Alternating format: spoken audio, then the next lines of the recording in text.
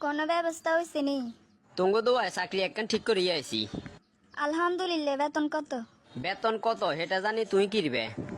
আরে না কইলে আর কারে কইবে, কন্যা মানুষ কি এর অন্য কেউ আসেনি? তাও ঠিক কইছে, বেতনের কথা তোর লগে শেয়ার না করলে আর কারে কমু। শুরুতে বেতন 18,000 টাকা উঠবো মাসে, সামনের দিকে আরো বাড়বো। মাসে 18,000, তার মানে দৈনিক 600, মোটামুটি একটা সংসার চলবো। এই হুন কি এ কই, বেতনের কথা তোর মারে কইবে দরকার নাই। ওরে বেতনের কথা মারে না কইলে আর কারে কমু।